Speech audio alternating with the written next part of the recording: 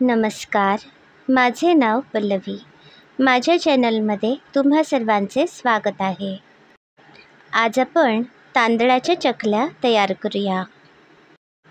चकली तयार करण्यासाठी 4 वाट्या तांदळाचे पीठ घेतले आहे. 1 वाटी उडीद डाळ घेतली आहे.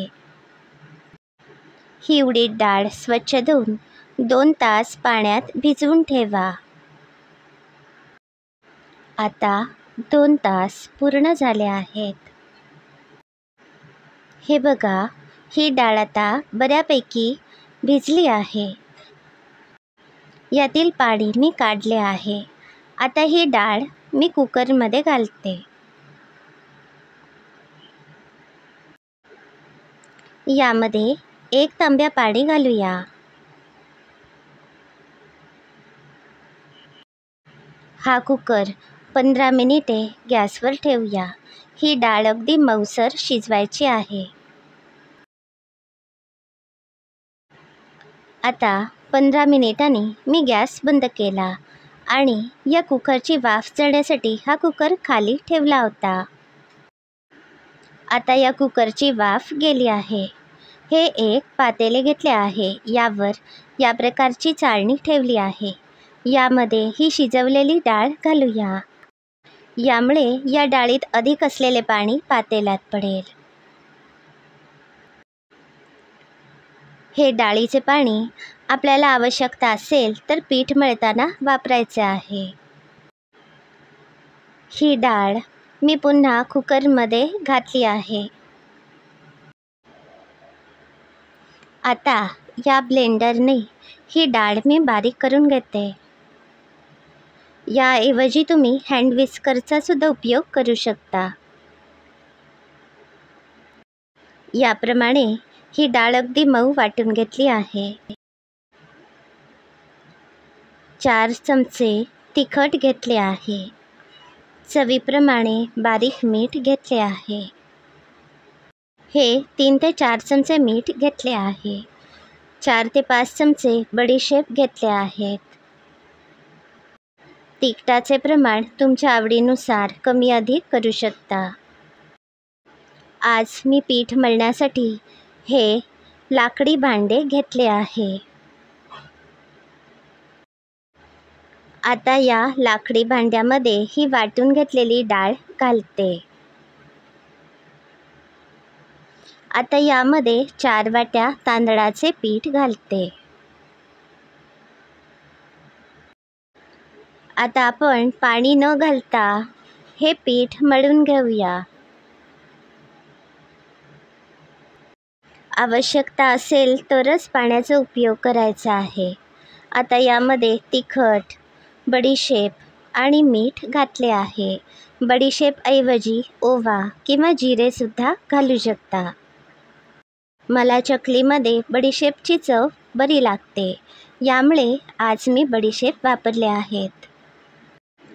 हे मगाशी डाळीचे पाणी मी थोडेसे काढून ठेवले होते, ते यामध्ये घालते. आता आपण हे पीठ चांगले मळून घेऊया. हे बघा, चकलीसाठी कणिक तयार आहे. 1 चमचाभर तेल घातले आहे. हे चकली यंत्र घेतले आहे. या चकली यंत्राला आपण आधी तेल लावूया. तेल लावल्यामुळे पीठ या चकली यंत्राला चिकटणार नाही. चकली करण्यासाठी ही केळीची पाने घेतली आहेत. केळीच्या पानाच्या मागची बाजू आपण वापरायची आहे. केळीच्या पानाऐवजी तुम्ही कोणत्याही ताटाला तेल लावून घेऊ शकता. यामुळे चकल्या चिकटणार नाहीत. हे बघा, या पद्धतीने मी या चकली यंत्राला तेल लावून घेतले आहे. तुम्ही घरी जे तेल वापरता ते तेल लावू शकता.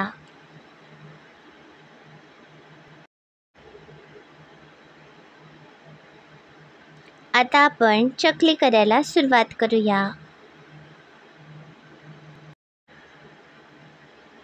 चकलीसाठीचे कणिक मी पुन्हा एकदा चांगले मळून घेतले आहे. यामुळे आपल्या चकल्या तुटणार नाहीत। याप्रमाणे हे पीठ या चकली यंत्रात घातले आहे। आता या पद्धतीने आपण चकल्या करूया। या पद्धतीने आपण सगळ्या चकल्या तयार करायच्या आहेत। गॅसवर तेल तापायला ठेवलं होतं। तेल आता चांगले तापले आहे। या तेलामध्ये थोडेसे पीठ टाकले आहे। हे पीठ चांगले वर आले आहे, याचा अर्थ हे तेल चांगले कडकडीत तापले आहे। आता आपण या चकल्या तेलात सोडूया। याप्रमाणे या चकल्या अलगद आपल्या हातात घ्यायच्या आहेत आणि या तेलात सोडायच्या आहेत। चकली करताना नेहमी कडकडीत तेलातच चकल्या तळून घ्यायच्या। यामुळे चकल्या चांगल्या कुरकुरीत तयार होतात। जर तेल कडकडीत तापले नसेल तर चकल्या तेलकट तयार होतात। गॅसवर मोठ्या आचेवरच आपण या चकल्या चांगल्या तळून घेऊया। आता या चकल्या तळून तयार आहेत, या आपण बाहेर काढूया। याप्रमाणे आपण सगळ्या चकल्या तयार करूया। आता मी सगळ्या चकल्या तळून घेतल्या आहेत।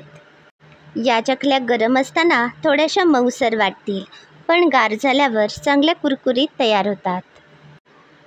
या चकल्यांना रंगसुद्धा खूपच छान आलेला आहे आणि या खूप छान कुरकुरीत झाल्या आहेत। तुम्हीसुद्धा ही रेसिपी नक्की करून बघा। जेव्हा कराल त्यावेळी अभिप्राय नक्की कळवा। याबरोबरच माझे चॅनल सबस्क्राईब करा, शेअर करा, बेल आयकॉनवर क्लिक करा। यामुळे जेव्हा कधीही मी रेसिपी घालेन त्यावेळी लगेच तुम्हाला नोटिफिकेशन मिळते आणि तुम्ही माझी रेसिपी लगेच बघू शकता। हा व्हिडिओ पूर्ण बघितल्याबद्दल धन्यवाद।